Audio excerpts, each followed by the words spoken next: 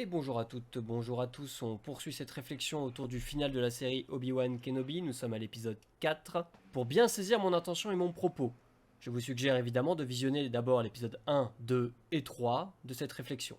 Allez, on va terminer avec un aspect qui me tient beaucoup à cœur, Vador qui se fait détruire avant le retour du Jedi. Mais qu'est-ce que ça me fatigue ce genre de scène. Pourquoi? Vador est un personnage qui a ses faiblesses. Il est notamment brisé psychologiquement, il peut avoir toute la force qu'il veut, il en fera rien. Toute la tragédie est là. C'est une figure tragique, pas parce que c'est devenu une buse, mais parce qu'il a tout perdu. Et il se retrouve au service d'un pervers. Ça va, c'est bien comme faiblesse, c'est bien comme tragédie. Ça lui permet de rester un bon méchant sans devenir pathétique à tous les niveaux. Et ce qui lui fait perdre sa force, lui enlève de sa combativité et sa puissance, c'est justement ce qui va en fait le sauver, l'amour de ses enfants. Il y a une opposition poétique que je trouve forte ici, mais qu'on annule si on fait de Vador un handicapé incompétent face au moindre adversaire un tantinet sérieux. Faut bien se rappeler d'une chose.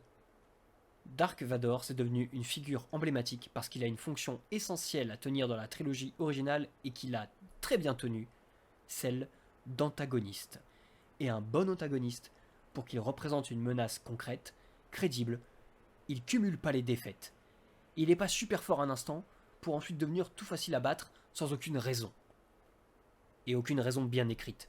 Sa défaite dans la revanche des Sith, elle est très bien amenée, elle fait sens à ce moment-là de l'histoire, parce que Anakin est encore entre deux mondes, son maître il le connaît par cœur, Anakin est plus puissant mais Obi-Wan a plus d'expérience et Anakin perd par orgueil. Mais une fois dans l'armure, infliger ce genre de défaite très embarrassante à Vador, c'est rendre sa défaite de l'épisode 6 complètement anecdotique, encore une fois. Il y a beaucoup de choses qui ont été faites, autant chez Disney que dans l'UE Legend, qui ont pourri cette fin. Et Hitchcock le disait, on a besoin d'un bon méchant pour rendre le film meilleur. Vador, comme dans Rebels, hein, tant que son fils n'a pas semé le trouble en lui, doit être au top niveau. Ne serait-ce que pour faire sens avec un Obi-Wan qui se cache au lieu de l'affronter. Parce que ça aussi, mais parlons-en quoi. Quand tu deviens un super Jedi en God Mode, que tu viens de rouster un Seigneur Sith, mais pourquoi tu vas te cacher? Mais à quoi ça sert le nouvel espoir si en fait le vieil espoir ça suffit?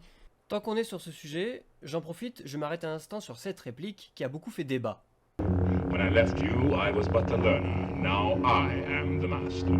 Bon, alors déjà, cette réplique nous fait dire qu'il ne fallait faire aucune autre confrontation entre ces deux personnages. Voilà, c'était assez clair, hein, au moment où c'était écrit, ils s'étaient jamais revus entre Mustafar et l'Étoile Noire. Est-ce que c'était possible pour autant de raccorder les wagons avec cette revanche du siècle?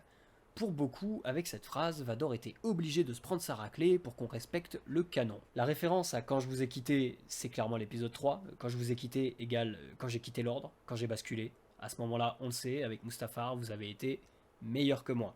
La suite de la phrase, aujourd'hui je suis le maître. Bah, vous savez, elle peut très bien s'appuyer sur une victoire antérieure de Vador. C'est un peu capillotracté. Je l'avoue, mais en même temps, on crée des rencontres qui sont pas censées avoir lieu. Alors bon, bref, je fais ce que je peux. Hein. Je traduis une autre interprétation possible. Quand j'ai basculé, j'étais moins bon. Mais vu que la dernière fois qu'on s'est revus, par exemple là, je vous ai dominé. On sait que maintenant, je suis le maître. On le sait maintenant, on est au courant. Il n'y a plus l'ombre d'un doute. Oui, bon, ça marche aussi, quoi. En fait, sinon, il y avait même mieux. C'est un Obi-Wan qui remporte une victoire stratégique. Vous savez, comme je l'ai dit avant, qui du coup mise plus sur la force de l'esprit que la force brute. Qui fait échouer Vador à son objectif sans pour autant le latter et le ridiculiser en duel. Ah, c'était plus fin, je pense. Et il aurait aussi fallu qu'Obi-Wan passe pour mort à la fin. Parce que le lien avec Leia, là, il est quand même super flag. Je vois pas comment Bail Organa il est resté sans problème pendant 10 ans. Il n'a pas été interrogé sur un supposé lien avec un Jedi à un moment. Vador, il s'est jamais dit bah, et s'il se manifeste dès qu'on attaque Leia, je vais recommencer. Avec un Obi-Wan qui passe pour mort, ça règle au moins ce souci-là. Vador peut ne pas en être convaincu. Mais tout le monde autour de lui, oui, à commencer par son maître, hein, qui lui dira à un moment bon, faut arrêter maintenant avec votre obsession, on va se focaliser sur les vrais problèmes. Il est mort. Il était dans le vaisseau qui a explosé, il est mort. Qu'est-ce que j'en conclus?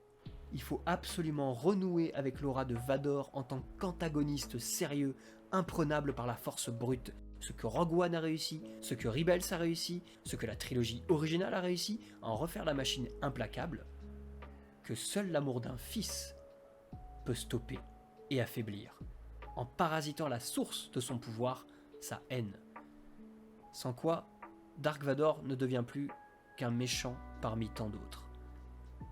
Voilà, alors j'espère que vous comprendrez mon analyse, c'était long, j'en suis désolé, mais j'ai essayé d'être le plus sourcé possible, d'être le plus précis possible, parce que je trouve que souvent, de ce que je lis, de ce que j'entends, eh bien, ça manque de précision, ça manque de source, et quand je dis source, c'est juste la base des 6 films, et ça, je comprends pas que ça manque à ce point, parce qu'on parle de gens souvent qui sont fans quand ils en parlent. Je me suis basé autant que possible sur la dramaturgie pour démontrer les travers de cette série, qui pour moi ne rend en aucun cas justice aux personnages qu'on aime. Pourtant, on l'a vu, nombreux sont ceux qui ont acclamé ce final, le défendent avec les arguments qu'on a vus précédemment. Et moi ça m'interpelle, tant ces arguments qu'on a vus plus haut ne tiennent absolument pas la route. Et il suffit de se raccorder au film d'origine pour le voir.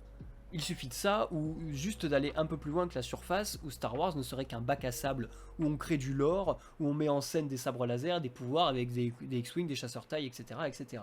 Plus encore, je suis interpellé par le fait d'être séduit par ces fins avec des accomplissements de personnages de plus en plus faciles, représentatif d'une époque où en fait on sait plus attendre, on veut tout de suite sans devoir passer par la case apprentissage et parfois aussi la case un petit peu douleur, obstacle, effort. Quand je parle d'époque, je veux pas faire le boomer en disant qu'à la mienne c'était forcément mieux. Je pense que ça fait longtemps qu'on nous fait rêver à la facilité pour s'accomplir et grandir. Parfois ça l'est, tant mieux. Après, qu'est-ce que ça nous apprend justement quand c'est facile? Voilà sur quoi on peut réfléchir. Parfois ça l'est pas, ça on en est sûr. Et là aussi, qu'est-ce que ça nous apporte? Et ce dont je suis sûr, c'est qu'une histoire où c'est facile, ça m'emmerde. En tout cas, ça n'enlève en rien que cette fin fait de Obi-Wan un gros connard égoïste, qui se décharge de son ancien élève parce qu'il lui permet, et qu'en plus de ça, c'est un incompétent. Vous vous rendez compte que Luke est vivant à la fin parce que Reva est gentille. Obi-Wan arrive littéralement trop tard. Elle l'a trouvé à cause de lui parce qu'il a donné son émetteur à quelqu'un qui l'a fait tomber, sans effacer le message en question. Donc faites n'importe quoi, n'importe comment, vous aurez votre récompense à la fin. C'est un petit peu ce que cette série nous dit. On peut discuter de la morale ou de son absence dans la vie de tous les jours, mais ici je parle de respecter la visée de Lucas, qui montrait comment les héros échouent dans les épisodes 1, 2 et 3, et réussissent dans les épisodes 4, 5 et 6. S'ils font n'importe quoi dans les deux parties, je vois pas l'intérêt de l'histoire perso, ni de ce qu'elle peut m'apporter personnellement, si tant est qu'une œuvre d'art peut nous aider à nous construire dans la vie. C'est sensiblement un autre débat et on va s'arrêter là, la vidéo est déjà assez longue comme ça. Un grand merci à tous pour votre écoute, j'espère que si vous êtes arrivés jusque là, c'est que c'était intéressant à écouter. Merci également à Nico et Nico, qui ont eux aussi contribué à cette réflexion autour du final d'Obi-Wan. N'hésitez pas à commenter pour donner votre propre avis, à partager également, je vous en serai très reconnaissant. Merci encore, et j'espère à très bientôt.